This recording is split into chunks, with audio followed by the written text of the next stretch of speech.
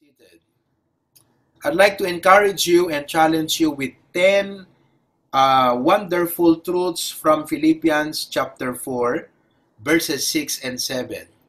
Sangapulo nga timeless truths. 10 timeless truths from Philippians chapter 4, verses 6 and 7. I have many life verses. When I was starting the ministry, one of my life verses, or I started with Joshua 1:8. Kaputa ubingat idi. So may relate ko jay biyag ko idi kini Joshua. Moses was dead, and Joshua was going to lead the nation of Israel. He was a young, an amateur, a new leader, and he needed courage. He needed wisdom in order to lead the nation of Israel to conquer the land that God promised for them. So back then, iti 14 years old kuna ni Papa kanya, ag-preach kan to kat ada pag-speak kag iji apayaw kunana. So, okay, I took the challenge. Inikanat ti outline. And you know what? Di nga outline kat na adaw iji Joshua 1:8. Kat ti title na di message ko iti kat successful life.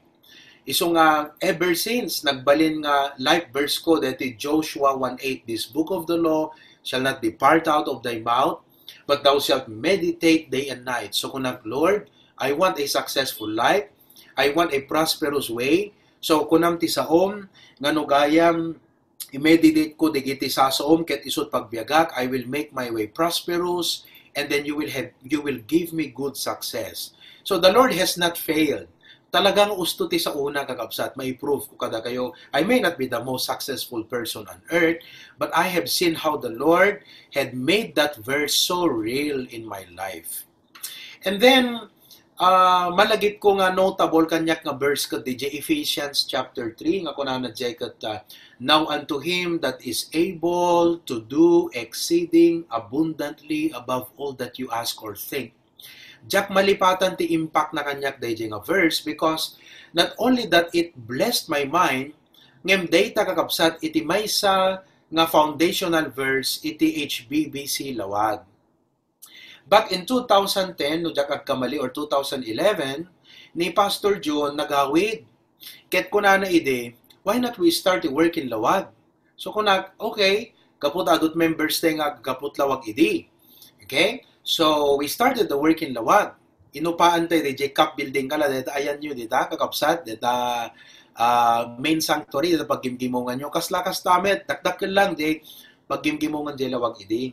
Then I would usually announce to the church on a Sunday afternoon, I would say, brethren, let's pray for a property. Parang unbelievable. Diba? Dete kanta nga ko na, to dream the impossible dream. Diba? Parang talagang, who could believe it, you know, that we could have that property. So we prayed and we said, Lord, we know that, kunana Jeremiah 33:3, call unto me, I will answer thee and show thee great and mighty things which thou knowest not. And then I came to Ephesians 3:20, nga kunana ni Apo kaya na nga ring bawan, nga aramiden iti dakdakkel nga amang ngem dagiti pampanunuten tayo ken dagiti dawdawaten tayo. So every Sunday afternoon, I would stand in the pulpit and during our prayer time, I would tell the whole church, sabi yung kanyan, let's pray for property. Yan ang panalangin ha, property. Maya-maya, sa isip-isip ko, sabi ko, siguro kung magkakaroon tayo ng property in the next 20 years, maybe more. You know, kasi hanggang kailan pa tayo makakaipon ng millions, magkaroon ng property. But that was my prayer to the Lord. You know what? In few months' time, a certain Dr. Tamayo called me up, and he said, are you Pastor Flor Ventura? Sabi niya, no, I'm Pastor Cadelina. Oh, I see. Okay. I heard that you are renting a place in Cap Building, Pastor, kunana kanya. Yes, Doctor, kunag. Di mo kaya, tumay mo kitan, di balay ko, ta rentaan nyo nga paggimungan. Kat no kayat yun to, kat magustuhan nyo nga paggimungan. Di pagrent tayo, agsasarita tayo, ta isot bayadan, rent to own. Amen, sabi ko, wow.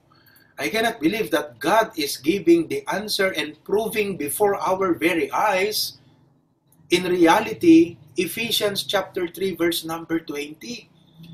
So anyway, pinuntahan namin, tinawagan ko si Pastor June, I sent some pictures. Ang sabi kaagad ni Pastor June sa akin, bilhin nyo na.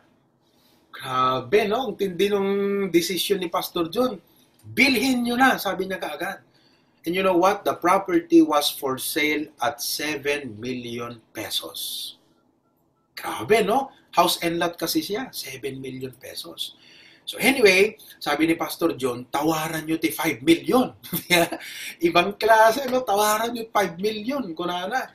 Eh, siyempre, pampandagat ti Ephesians 3:20.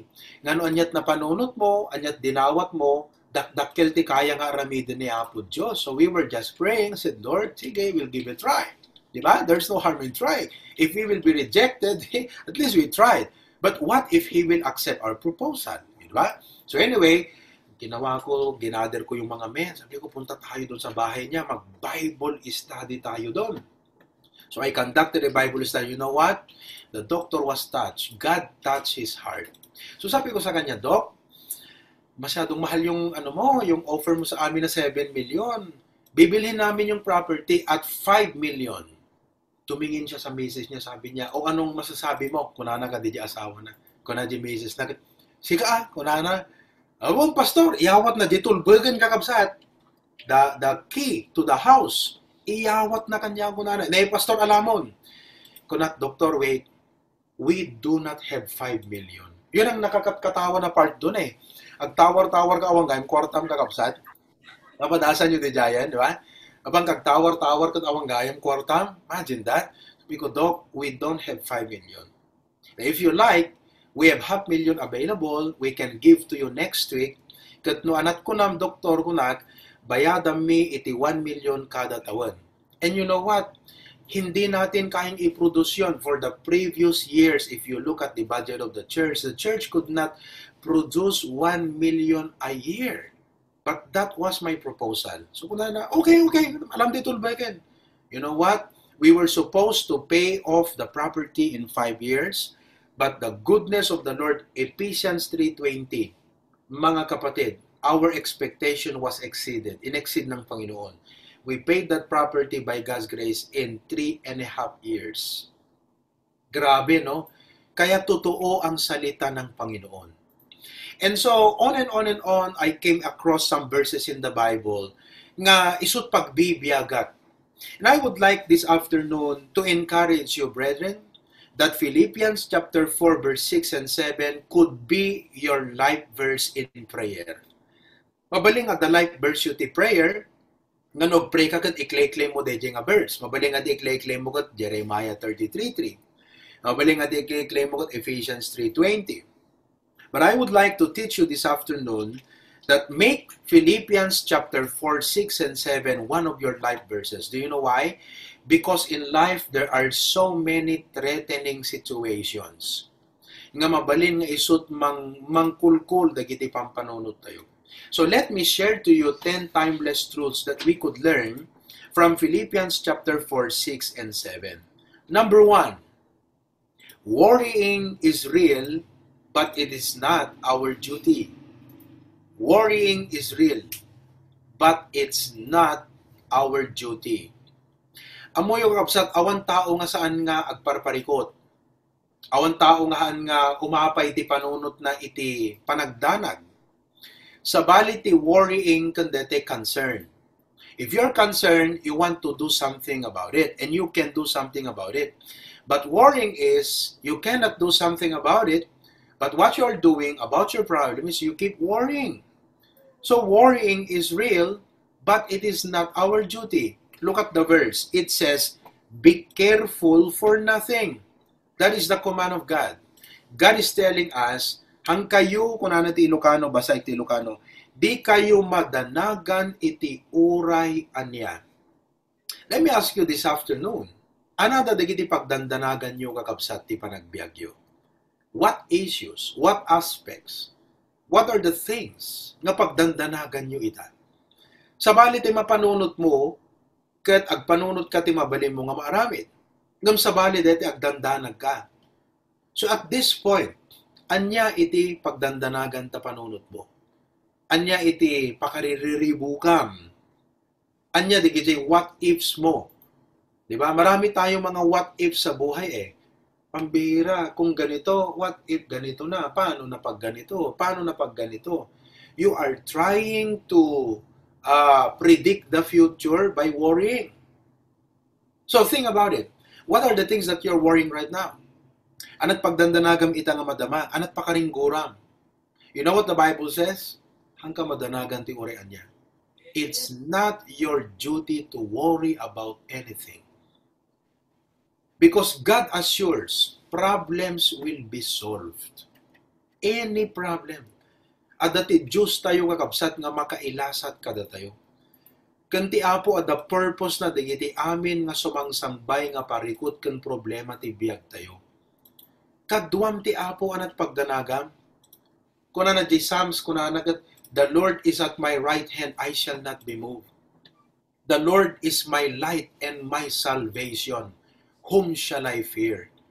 Ti apo ti ranyag kan isut pan nakaisalakan ko, sinut pagdanagak ko na. Whom shall I fear? The Lord is the strength of my life. Of whom shall I be afraid? Well, Pastor, what if I will be laid off from the job? Well, you know, God has a purpose and God has something in mind. Among digijay ba nagadumteng iti panagbiag mo? Sometimes alistuteng agpanunutor kastuyen. Amo parikuton kasi napanunuton ti apo ti aramidon nakakabsat. Hante pa'y nadanon ti 2021 ngem amuna no anantut kanemon dun 2021. Amuna no anyat mapasamak, amuna na isagana nan, na ipreparar nan kakabsat. So you don't have to worry about anything. Agtalik ka lang ti apo. Kat kunam, Lord, if you know everything and you already have planned out everything in my life, show me your ways, show me your will. I will just trust you and follow you one step at a time.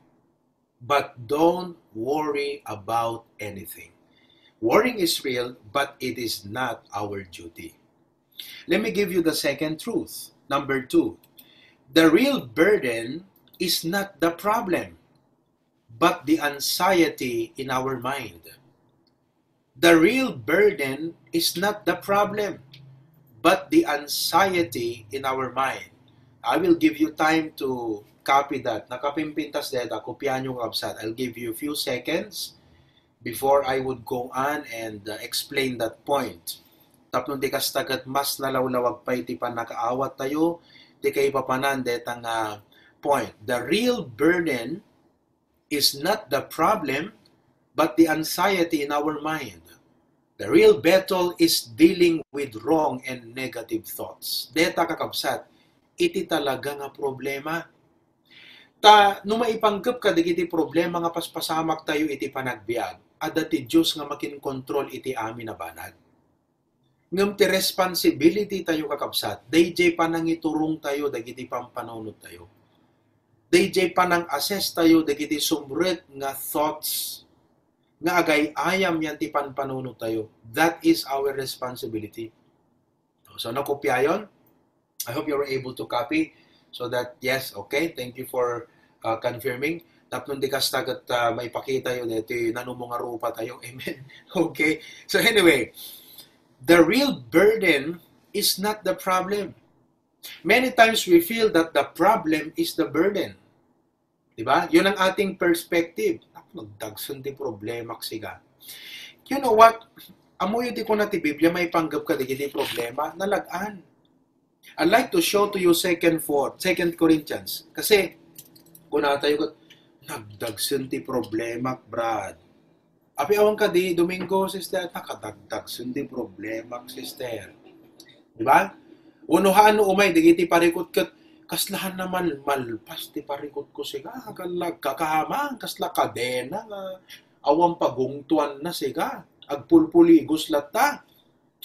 Amuit ko na ti Biblia kasi detagat iso ti assessment di mind tayo. But do you know what the Bible says in 2 Corinthians chapter 4 verse number 17? Okay? 2 Corinthians chapter 4 verse number 17. Look at what the Bible says. For our light affliction. You see, digiti affliction kat iso digito dadagsen parikot iti panagbiag. Do you know what the Bible says? Our affliction is light. Ano ka nga sa unti light? Nalagaan. Ngayon apay nagdagsen di pa ng panunot mo.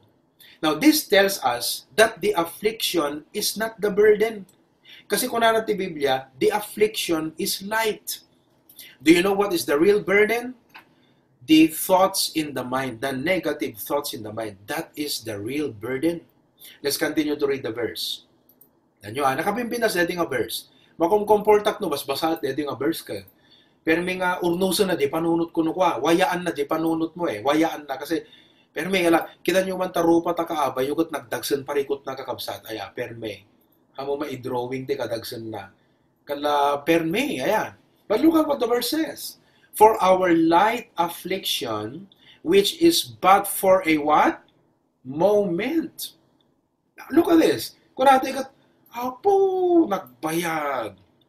Paunay nga pa nagbiyagan. Nanipod pa'y ubinga kaging ganat ta. Kasla akla na ikarilat tangag, porpari ko tag problema. You know what the Bible says? Apagbiit lang. Imagine that. Sa mind natin ang tagal ng problema. Pero sa Bible, napagbiit lang, which is but for a moment. Worketh for us a far more exceeding and eternal weight of glory. You see, that is another topic. But you know, tilang kayat ko nga ma-realize yung itang tagakabsat when what the Bible is telling us, the problem is not the real burden. The real burden is the anxiety in the mind. DJ panagdandanag isut problema dayjay. Iso nga ti addressan dayti nga truth uno message ita nga malem kakabsat ket jay mind.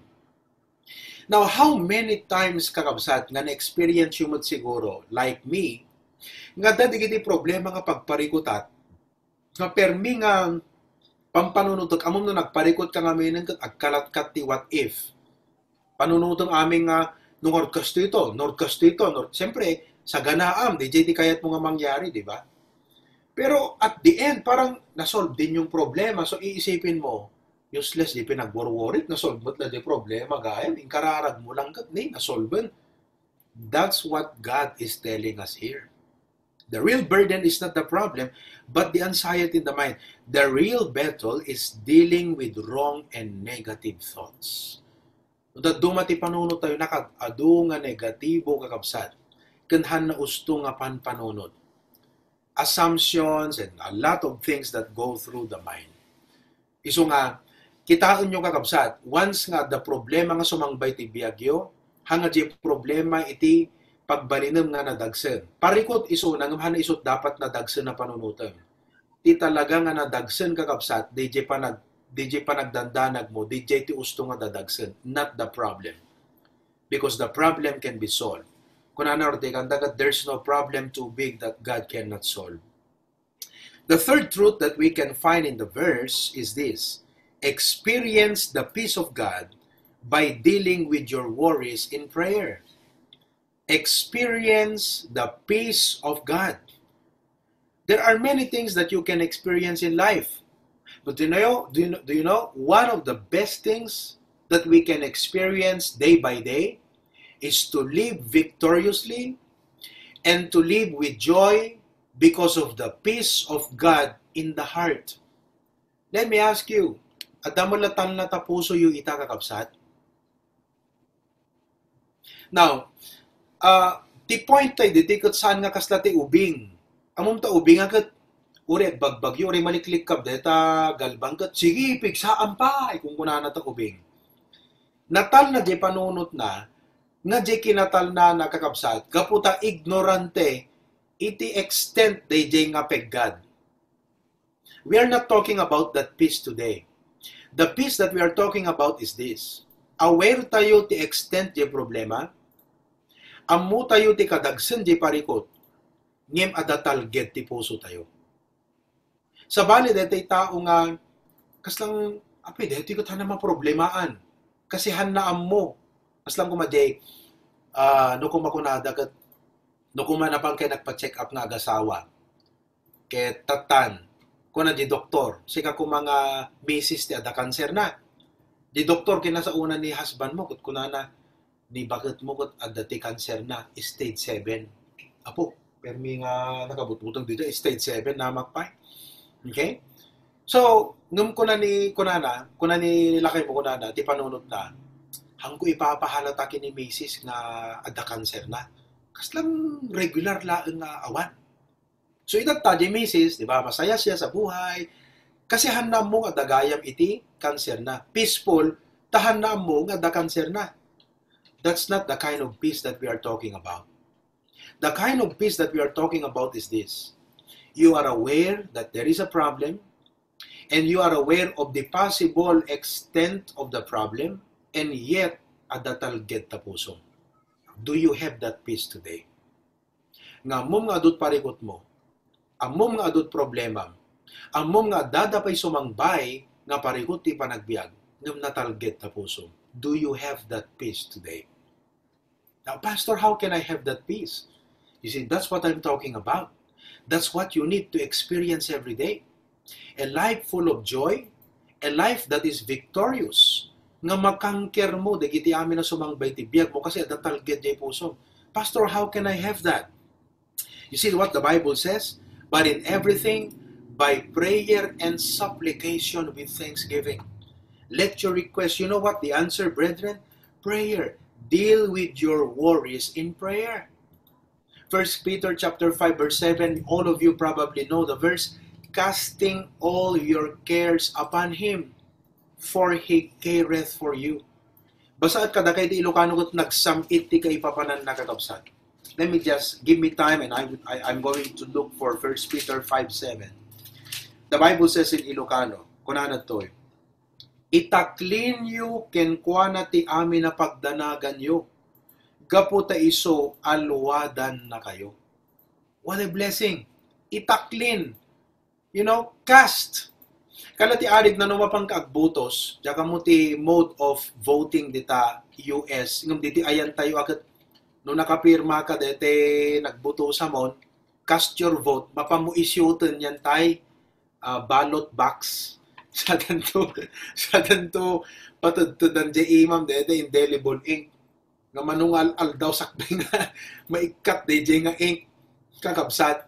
Once you cast your vote, it's no longer in your hands. It's already in the ballot box. That's the same way. DJ wait, DJ fear, DJ uncertainties nga mapanunot mo about your problem, ipasa Diyos mo yon. And face the problem nga natalget ti pusom nga kaduam ti Apo. You see? So kung natin ti Bible, and the peace of God, if I may go back to the verse, in verse number 7 in Philippians chapter 4, verses 6 and 7. And the peace of God, which passeth all understanding. Imagine that. Makaisem ka, uri amom nga da problemam kasi nakataltalged ta pusom. The peace of God, which passeth all understanding, shall keep your hearts. Do you know what? A lot of people today are experiencing heartbrokenness. Their minds and their lives and their hearts are falling apart. Because there's nothing that keeps the heart. Amuyo kakapsat itimang salimet-met iti puso tayo, the peace of God, which passeth all understanding, shall keep your hearts and minds through Christ Jesus. So, brethren, I hope that this message would really enlighten your mind. Kat no anyaman ti parikot mo, anyaman ti problema iti dahiting agdamakit ko ng Apo, tulungan nakman kasi imbagam iti Bible nga dapat ti pusok Apo ket saan nagdandanan. That my heart should be living in victory, in joy, that I have the peace of God, you know, and I can deal with it through prayer. So, when you come to God, sabihin mo lahat ng mga fears mo sa Kanya. I mean, literally. You know, every Saturday morning, kasi ti biking ko agad Monday, Wednesday, Friday. But Tuesday and Thursday, I have a lot of things to do. Sa totoo lang mga kapatid, I have to prepare 9 lessons every week. That is duty as a shepherd, as a pastor of the HBBC, I need to prepare 9 lessons a week. If you are not a pastor, you would not understand that. But if you're a pastor, you know how hard it is to prepare 9 lessons. And that includes dito lesson ko kada kayo kakabsat. I mean, this lesson I'm preaching to you, I have not preached this in Bacarra. I have not preached this to anyone. First time, kayo lang po. Ha? Daka iti umuna nga paka-i-preach na dahiti nga message ita. You know? Isong ano ko mapandisal kakabsat kat kwa, kaadaw. Kukwayo di kapudpudutan na pelang, amen? Ang ko pa na i-preach, balak ko pala nga i-preach dito church ti Bacarra dito. Probably tonight, I'm going to preach this with the men, no isut ilid itiyapo. But on a Saturday morning, kasi no weekend din kakabsat, to some, weekend is a relaxation. To me, weekend is pressure. Pressure from Monday to Friday, nga mas pressure ti weekend. So anyway, no makariyak ti bigatan kakabsat, I would spend 2 to 3 hours in prayer. Pastor, how can you last that long? You know why? Because there's a lot of things nga pagsaritaan mi tiyapo. I mean, that's how I cast my burdens upon the Lord. Noon ang rugyagon ko na, Lord, eto na, 1 Peter 5:7, ha? Giyaman nagtasang ka mo kung mga magdingdingag, di kita ibagbagat nga pakaringguran, parikot kang dadagsan ti panunod. I start to talk to God. Muna po, karharap ko dito church mi ti Bacarra. Amin ang kakabsat, ibagak ti hapon. Kat habang ibagbagak ti hapo kakabsat, kas lang mariknak ka ti Holy Spirit, ikanak iti wisdom, nagpanunot iti ustong aramidat. And that gives me an assurance that whatever may be the problem, it will be solved. Because ti apo idaldala na ti panunot ko. Then I will start to pray for Pasukin, for Claveria, for Lawag, for Hawaii, for all of the ministries that we all have. The burden is so heavy. But if you look at it, mabasbasa yung pakit kita yung siguro ng PPS, ayak, kakabsat, yung padyak, espiritu, inside. Kalawang problema, di ba? Kaslawang parikot, but the truth of the matter is, I bear a lot of burden on my shoulder. But every day, I live so strong, victorious, and joyful, cheerful by the grace of God. Because I have learned to stand upon the principle of this verse. Nakamaymayat kakabsat, nakasarsarita ti Apo. Iso nga, do not just rely on yourself. Mabaling adda talent mo, mabaling adda talunggading mong agpanunot iti panagbiag. Ngam adda pagpatinggaan na ti amin kakabsat. Adda limitations tayo nga tattao. Even the smartest person adda limitation na. Even the strongest, even how many resources you have, adda pagpatinggaan ti amin. Because we are not God. If we were God, we would not need to pray. We will not fear anything, but we are not God, we are humans, so it's normal to fear.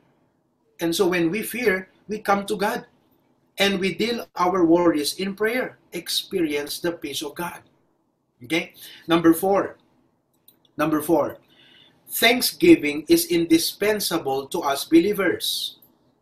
Thanksgiving is indispensable to us believers, especially in prayer. Thanksgiving, panagyaman. Now, I would like to teach you the art of thanksgiving. Thanksgiving is an art. Kasla pa nagdrawing. Nukit kitam nagsimple. Ngem adugayam ti kuskus balungos na. You look at the person ng drawing, kala nagling, di ba? Simple. Padasem. Adugayam ti things involved. They stroke, di ima na. Di imagination, di panunot na. Di usaran ng materials. There's a lot of things involved. And I am not a good artist, tarak na lang ang drawing. There's a lot of things involved. The same thing with Thanksgiving. Sometimes it's so easy to say, Lord, thank you for my food, thank you. But I would like to teach you a deeper level of Thanksgiving. Pag sinabi nating indispensable, hindi pwedeng mabuhay ka na Kristiyano na hindi ka thankful sa Panginoon. Thanksgiving is a powerful tool for every Christian.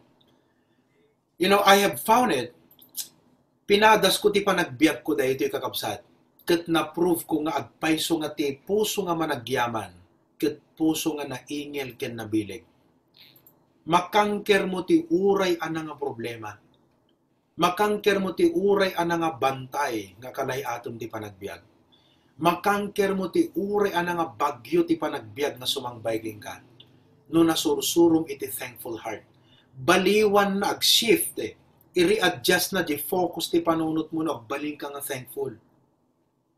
You see, when we are not thankful, ma-overwhelm tayo ti problem. But when we start to thank, kat ko natay, Lord, agyaman ak nga dakkel ti problema, dakkel ka apo. Imagine that kind of mindset. Agasam no, that mindset mo kakapsat. Kalati arig na kumano basketball dito sane, mindset lang yan Aglaban ko brother MM, basketball. Ti sizes ko team tayo, brother M, gat kasla, ti sizes tayo lang. Sakti katayagan ng 5'10". Ti kalaban tayo kat 6'5", kada 7-footer. Imagine, deta nga pa nagsasango, 5'10", ti katayagan day team tayo, ni MM ti para dala ti bola, ni Tito Sanit para idunk. Imagine that. Di kalaban tayo kat 6-footer, kada 7-footer. So, DJ pala pa nang kitam ko na, agawid tayo, awan din, o pagangganag tayo. Pero, learn a mindset ko na. Awan di gito natatayag dagpay songum, natabod da nga tumaray. Kaya tayo dito kasi natataray tayo. Banugan tayo ida. Mindset. Makangker mo because of mindset. And you know what in life, brethren? The battle is in the mind. And the best mindset that any one of us can have is a godly mindset. Godly mindset. Biblical mindset. Panunot kakabsat nga na ibatay ka dagiti kinapudno ti sa utiapo. And thankfulness is a mindset that is very powerful. I-claim ko kang kanayon deta kakabsat. No kunak Lord, nagdakkel dito yung problema ng amok na dakdakkel ka apo. Apo at dagiti problema ng hangko amo no kasano nga sulbaran ng amok nga amom amin. Ket amok nga amom ti kinakapoy ko. Amok Lord nga amom nga adu dagiti sangko ammo. Kadat pa kong babaaken ka apo. That as I face this problem, ilasat nak, I would like to see your hand. I would like to see your providence.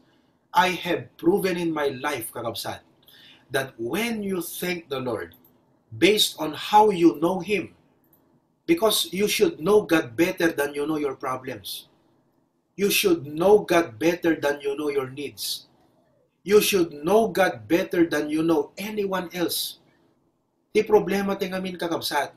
Nagadutam amutay nga tattao, nagadutam amutay nga issues ti panagbiag, ngem nagkurang ti panakaamutay may panggap ka na po Diyos. Iso nga powerless ti thankful heart tayo. Powerless tayo kakabsat. We are good in technology, but we are poor in theology. Hanat theology, Pastor? Theos means God. Logos means to study. Theology means to study God. You see? Iso nga ti panagbasak ti Biblia, makitak dagiti nagdadakkel nga, you know, the power of God ti kinasyasin ni Apo Diyos. Kat i-apply ko di jay to no pray act. Nga ti panang i-apply ko to no pray act kakabsat in the form of thanksgiving. Nga kunak no ka, Lord, as I face this challenge in life, agyaman ako na po, takas kinunam iti saom. Itud mo da ito yung clay man making ka, that if we ask anything according to your name, you will give it to us. Iso nga apo, uray awampay kada kami, agyaman akon, kasi isot imbagam di saom. Imagine deta nga panunot kakabsat, wala pa sayo, pero nag-thank you kan? Wow! Do you have that kind of mind? Nasurusuro tayo ka din di pa nagyaman ti Apo kakabsat. Iso nga, nagriing ka ti bigat, rugyanam ti agyaman ti Apo. Padasan nyo kakabsat, i-practice nyo, iba ang gagawin yan sa buhay mo. You see? So, thanksgiving is indispensable to us believers, especially in prayer. Let me give you number 5. Number 5. Don't hesitate to make your requests known unto God. Don't hesitate. Hanggang agked-ked, weno kasla, agpangadwa, weno kasla, jay puson kat daytay, pansinan nga tati Apo, will God consider my request? Will He listen? No, remove those thoughts. Don't hesitate to make your requests known unto God. Okay? Kuna na jay nabasa tayo jay Philippians 4, but in everything, by prayer and supplication, with thanksgiving, let your requests be made known unto God. Now, ipakaamom ko na di ba kakabsat? Kung natin siguro kat, di mo't pastor aya amo ni Apo Diyos amin. Api nga ipakaamok, ket amo na met amin. Dayjay ti mabali nga question di panunot yo. Now, dayto nga verse kakabsat, han nga para ken Apo Diyos, para kada tayo. Tibiyang ti Apo, amo na aminen. Ngem dayjay panang ipakaammo tayo ti request tayo ken kuana, da tayo ti maagasan hanga ni Apo Diyos. The fact that God knows everything, it does not heal him. We are the ones who need the healing. We are the ones who need the confidence, the power to face anything in life. So how can God infuse in us the strength and courage to face life? By exercising our faith in coming to God and telling God our request. So na yung pagkaamong ti Apo, di request mo kakabsat, having known God nga amom nga nakabilbilig suna nakabisbisa ti kararag, kakabsat, jay pusom, the peace of God will keep your heart. So let me ask you a question this afternoon. With your problems, sino kada kayo kakabsat? Ala, o question one after the other, itayag yun imayo. Sino ti ada parikot ken problema na ita? Tayag na ima na. Ayun. Okay. Sino ti ado ti pagparparikutan na ita? Pagpulgukan ti panunot. Okay. Now, I have a question for you. So, you are aware nga ado. Tayag pa ni Tita Teresa, ado ti challenges ti panagbiag. Okay. Let me ask you a question. In those problems, do you know what to ask God? Among ka dino anat dapat nga dawaten kini Apo Diyos ita. Because when you are aware of your problems, it doesn't help you anything. What the verse is telling us, make your request known. So ang aking tanong sa inyo, with the problems that you have right now, among ka dino anyat dapat nga dawaten kini Apo Diyos. You have to know that. Hamo may experience the peace of God, no hamo nga mayeb kas ti Apo DJ dapat nga dawaten ken kuana. You will not experience the peace of God. That is the missing link. Kumbaga, 1 plus x equals 5. What is the x? 1 is the problem. 5 is the peace of God. The x is the request. Anya di dapat nga dawaten kini Apo Diyos. So when you pray after this, amok nga puso gat ma-excite nga pray, excited kay siguro nga kararagin. After this message, mga kapatid, when you come to God and tell your problems, anya ti dapat nga dawaten king kuana. You have to tell that to the Lord. No hamo na yebkas ti Apo, again, I would like to reiterate, no dim na yebkas kan Apo, jay dapat nga dawaten, believing that He will work and He listens to your prayer, you will not experience the peace of God. Don't hesitate to make your requests known unto God. Tulungan na ka mo ti Holy Spirit. Pastor, hangko mo, give me an idea. Ti Apo tulungan na ka. You are saved. At daking ka ti Spirit of God. Kad the Holy Spirit, iturong namit di panunot mong habang agpipray ka. Tulungan na ka nga makakita di dapat nga dawatem kini Apo Diyos. Okay? Number 6. When God's peace rules, that's when we have a sound mind. When God's peace rules, no nagarin, nagpanurayen, tital na ni Apo Diyos, day ton nagkaroon tayo ti makungko na nga sound mind. Okay? I will give you a few seconds to copy the outline. Sound mind. Now, the word sound is a wonderful term which means healthy. It means healthy. Okay? Ano kaya nga sound ti healthy? Nasalunad. Now, when you talk about health, it applies to all living things. Okay? You talk about plants. Duha nga nasalunad jay mula, apektado iti harvest. No jay ubing kathan nga nasalunad, affected iti growth. No ti may sa nga business kataan nga balance wano healthy affected iti income. Now in your life, the Lord wants us to be productive. The Lord wants us to have victory. But we cannot have that unless the mind is sound. The Bible says God did not give us the spirit of fear. Isu ka na iti dating agdama, worry ka, nga mapulpul ko kan tapanunot mo, sang nga naggabugan na po Diyos dayta. God did not give us the spirit of fear, but of power, and of love, and of a sound mind. A sound mind is a mind that has the peace of God. At aking ka, DJ tal na, no nagarin, DJ tal na, no, datalget mo ti puso mo, among na da problema, na ibagam ti apo di pagdandanagam, na ibagam kenkwana di kayat mo nga dawaten, kat ti panunot mo na talguden kakabsat, that's the sound mind. You can face anything in life, nga ti perspective mo kakabsat, makitam na ti apo agtrabaho. Now, I will give you a story in the Bible. Amoy di story ni David kan Goliath di ngamin. Diba? Storya di kiti ubing, David and Goliath. David was very young. Ket there was a war between Israel and Philistine. From the Philistine, coming out from the Philistine is the champion. His name is Goliath. Ti kadakkel na kakabsat, amuyo ti shoulder level na. In the NBA, DJ board ti NBA, di pagsyutam, DJ kangato nga parte, di board, isut level ti shoulder na. Wow, grabe, no? Sobrang taas. That was the champion among the Philistines. So they nag-encamp sila at one side, Israel on the other side.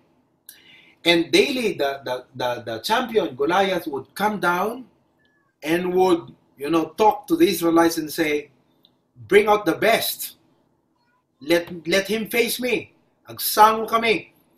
That for several days, agbubuteng digiti Israelites. They are soldiers. They were trained to war, but nobody dared face him. Now here comes David. Kasi inutusan ni Papang na, anak ko, inka man balunan ti biryani ni manong mo. Ken alaem tun dete last will and testament da. Kasi Middle East, ha? Common deta nga kanan da jay biryani. Ken digitay parata, digitay kasla kakastoy kakabsat. Amen. Okay, makapabisin di jay pakita kada kayo. So napan ni David. Idi ko an eksakto met no umay ni Goliath. Ket kunana awan makabaling kada kayo. Awan ti malalaki, awan iti makakaya kanya. Kunana, no mga bakak, agbaling kayong adipen mi. No mga bakak, dakami ti agbaling nga adipen nyo. Sino, ti irwaryo. Nangag ni David, kunana, mo, deti, kumbaga di pa nang kita nakakabsat di problema, wala lang. Are you with me? David knew how high is Goliath. Amo ni David nga nalaing nga warrior, ngam kunana, mo deti magilalaing. Shakti makilabang kunana. Imagine that mind, that is a sound mind. Hangag bagtit ni David, idimbagana, di jay kakabsat. So among no Christian ka, ado problema, nakataltalat pusong ka, bagtit sa'yo, di kunada. No, you have a sound mind. Kat kunana nga kasta ni David, listen to what he said. Kunana ken Goliath, you come to me with the spear and sword, but I come to you in the name of the Lord. Kadwak ti apo kunana. Natalged di puso na kakabsat, he had the sound mind. So every day, kakabsat, han nga ti mo nga makita tayo kat problem, needs, and the things that go through the mind. That's why, brethren, it is important to have a daily quiet time with the Lord. Iti bigat luki buntay ngamin digiti sa uti apo. Ape nga diti agkararan. Ape nga hantay lukatan ti Biblia. Kat kunatayo ti bagi tayo, Lord, kunatay ti apo, tulungan nagkamakita ka in a greater way. Dakkel ti problema, ngam dakkel ka apo, ngem agkapkapoy at kita. Iso nga kayat ka nga makita ka digiti sa asom. So ape nga hantay lukatan ti Biblia. Ape nga hantay reviewon digiti nga preaching notes. Nga ipalagip tayo iti sarili tayo kakabsat, nga dakkel ti apo, ngem ti uray anya ti panagbiag tayo. Sound mind. Let me give to you number 7. Number 7. Learn to appreciate the role of Christ in your life. learn to appreciate the role of Christ in your life. Amuyo dahil ti kakabsat kat hantay ko mga, tihang ko mga lang ti makita tayo kat di pa nagbalegi tayo. No di kat ti credit ko maditi kakabsat kat ni Apo Jesus. It's Him. Without Him, there would be no divine favor upon us. Kaya't ko lang nga imaldit kada kayo dahil isang kabasit na truth. Because the verse says, and the peace of God which passeth all understanding shall keep your hearts and minds through Christ Jesus. Now, adu kada kayo itinyo nga basbasa pelang iti Bible. But I like to tell you nga if you continue to read the Bible, especially the New Testament, you will come across terms like in Christ, by Christ, through Christ, for Christ. What does that tell us? Nga ti biag ti may nga Kristiyano kakabsat. No apay nga iti Diyos ket nawaya nga mangiyunat dagiti ima na kadatayo gapuken Apo Jesus nga nagsakripisyo nga nangisilpo kadatayo iti Diyos. Iso nga no close tayo iti prayer tayo, we always say in Jesus name. Now probably idi damdamo yung nga Christian nang nagyudeta nga no dagpray ket in Jesus name. Tinulat mo, ngem hamu-amu ti essence na dayjay. Now, let me explain to you what is the essence of that. Kasi nag-pray ka, Apo, kasti-kasti, Apo, katoy, dadi, Apo, agyaman na ka po, in Jesus name, Amen. Parang, in Jesus name, kati amom katkas lang, dati, magic word nga ibagam, nga pangseram di prayer. No. The term in Jesus name is not a magic word intended to close the prayer. It is the strength of the prayer. Which means, nga amom nga DJ in bagam iti ama, di dinawat mo iti ama, natalget ka nga dumanon ken dinggen na, ken agtignay ti Apo, gapo ken Apo Jesus. Hanga ni Mary kakabsat, iso nga hanti aglulwalo kan Mary. And that's why we don't even sign the cross. It's not the signing of the cross that is the power of the prayer. It's Jesus Christ. And so there are times nga no, dete, nagkarkarakat ko Apo, agyaman na ka, tadigito nga ibagbagakan ka Apo, kat nawayat imam nga mangyunat, kanyak, nga tulungan na, nga digiti panunot mo nagsaya at Apo, digiti planon para kanyak. Nga amin, digiti hang ko ma-deserve. Because I'm just a sinner, you know who I am, bound for hell. Ngem gapukan Jesus Christ nga inawat ko, nagbalinak nga anak mo. Because of Him, I can experience this favor from you. Brethren, learn to appreciate the role of Christ. Isong anyaman na balegi nga dumtang ti biagyo, as a result of your prayers, kakabsat, i-attribute nyo ka na Apo Jesus. O, gapukan Apo Jesus dito. Parabor ti Diyos, gapukan Kristo. I-attribute tayo. And you know what? No masursuro tayo nga i-attribute ka na Apo Jesus, the Lord will be so delighted. Imagine ko na ni Apo Diyos, dahito nga anak ko kat amo na nga bigbigan di anak ko nga ni Apo Jesus. Amo na nga bigbigan nga haan nga isuna no di kat gapo kanyak kan gapo ikini Apo Jesu Kristo. Nawaywaya di puso na nga mang bendisyon ti biyak tayo kakabsat. So as Christians, we always attribute. See, all religions attribute it to their founder. The Islam will attribute it to Muhammad. The Buddhist will attribute it to Buddha. The Confucianist will attribute it to Confucius. Okay? And to us, we attribute it to Christ, not to Mary. Isungante aglulwalo tay, Hail Mary, full of grace, di ba? Ave Maria, napnukat Granada, napnukat gracia, ni Apo Jesus, ti addaken ka. And you know, the Catholics attribute it to Mary. No, to us, we attribute it to Christ. Imagine no, yung inawat ni Apo Jesus, hanggang pa'y save ita, awan nakakabsat, hanggang mayon na ti Apo ti ima naging tahan nakamot anak. Ngem gabugan Kristo nagbaling kang anak na, isong hanggang agkid ngagdawat anak na ka ti Diyos. Hangka dapat agdanag ti panagbiag, anak na ka ti Apo. You're the child of the King of Kings and the Lord of Lords. So, learn to appreciate the role of Christ in your life. Number 8, nga nito malpasan, number 8. God wants us to serve Him with a sound mind. God wants us to serve Him with a sound mind. Diti church tayo, dadagit experience ko no ka nga, apay brother, awang ka di Domingo, kung nagka-apo, pasto, dimlam mo na, gado nga problema. So, di problema at makaigawid. Kakapsat, hanakayat ti Apo, nga adda dagiti parikot, adda dagiti problema, nga isut agbalin nga rason nga makaigawid iti panagserbitay kenkuana. Han nga impalubos iti Apo nga dumteng ti problema ken kakabsat tapno isut mangigawid ti panagserbim kenkuana. Isu nga hanti ko mapagbalinan nga dagiti problema tayo, dagiti parikot tayo, ket isu iti hindrance ti panagserbitay ti Apo. Isu nga kailangan tayo ti sound mind, natalget nga panagbiag. Na kunam ket, di ta ka man nga problema, inakpela makigimong. Amok na ti Apo sanak nga baybayan. Amen? Di ta ka nga parikot, makigimong akpelang, agserbi akpelang ti Apo. Di ta ka nga pagkasapulan, amok na ti Apo, supapakan ng tugat. Agpayso deta Matthew 6:33, agpayso deta kakabsat. Manong nga kakabsat ti Apo di makaprove nga, agud problema pagkasapulan na iyon unakpelang ti Apo. Pagamamom ket unexpected, adadagsangpet kakabsat nga blessing. Ket nakaimbag nga talaga ti Apo. Kasi agpepeso deta Matthew 6:33. Number 9, before we close. Number 9. Any concern is potential to disturb soundness of mind. Any concern, anyaman nga problemang ita, ket mabaling nga isut mang disturb iti panunot nga natalged ken nasayaan.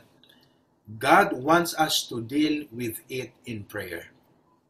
So, anyaman ti concern mo ita, mabaling nga isut mang pakapoy ken ka, isut manguyos ti piksam, isut mang perdi ti excitement mong agbyag, pukawon na di momentum mo, ngagserbi ti Apo, upayan na tapanunot mo, kasi deta nga concerned kat, isut mang perdi di mind mo nga, dati kat mayat ti anayas mo agserbi ti Apo, mayat di ritnam ngam, dimteng di problema kat deta kaslang kumano agbabay kat makitang pela di ulyam kat, gawid tayong kunana, maupay di ritnanang kakapsat. Okay? Ngamahang ko ba? God wants us to have a sound mind. Kat makita kagpaiso, mindset. Kadang ang agbabay, kunak ti may prove ko, among, kasi kung dati daduma, unang pastor, di ka makamkamatang kung ano ka, di kita daduma, niyang kakadwak. Di ka mo nagsarsar din, nagpidpidal nga minang kunada. Apay na mabanog ta sa ka, maya kunada. Kat kunak, haman, mabanog ta sa ka, kaya na, ng ti question, kaya nga ta di panunot. Kasi at times nga, kaya ta bagay, nga mag-surrender di panunot. Ngam no kaya pela di panunot, sumursurot di bagi. That is true in physical aspect. How much more no involve tayo ti pamati kakapsat. Ngamu tayo nga kaya ti Apo, nabileg ti Apo, awan imposible iti Apo, kadagtalek tayo kenkwana. Don't let any problem disturb you right now. Come to God. It will be all right. Unti-unti rin, masusolve din yan. Last but not the least. Amen? Okay? Close tayong kakapsat, naragsaking close na, amen? Ala isuot yun, di kita sapatos yun, di kita nagikat sapatos na, mapalpas na yun, amen? Number 10, pray right now. Napintas amin, di kita imbagat. Katuno agawid kayo, kunam to, magpindas tayo preaching ni pastor sila, permi nga nalag-anan dariknak, permi nga nalulaw, aganda panunot ko, kat di ka mo tagkararag, kat awan serbi na adete na adan mo. So the bottom line of it all is pray. Nung di pagsayatan na itan, DJ pa nag-pray, at kastoy nga truths nga naadan mo, nga naamiris mo, di ka di pa nag-pray ita na magbagas, nabugbugas, na anag di, balikas mo nga makisauti Apo, kasi naamuam di gito yung nga kinapudno itat ng balim. So let me just read, and let's go over with our notes. Worrying is real, but it's not our duty. The real burden is not the problem, but the anxiety in our mind. The real battle is dealing with wrong and negative thoughts. Number 3, experience the peace of God by dealing with your worries in prayer. Number 4, thanksgiving is indispensable to us believers, especially in prayer. Number 5, don't hesitate to make your requests known unto God. Number 6, when God's peace rules, that's when we have a sound mind. Number 7, learn to appreciate the role of Christ in your life. Number 8, God wants us to serve Him with a sound mind. And number 9, any concern is potential to disturb soundness of mind. But number 10, pray right now. Let's go to God in prayer. Lord, thank you.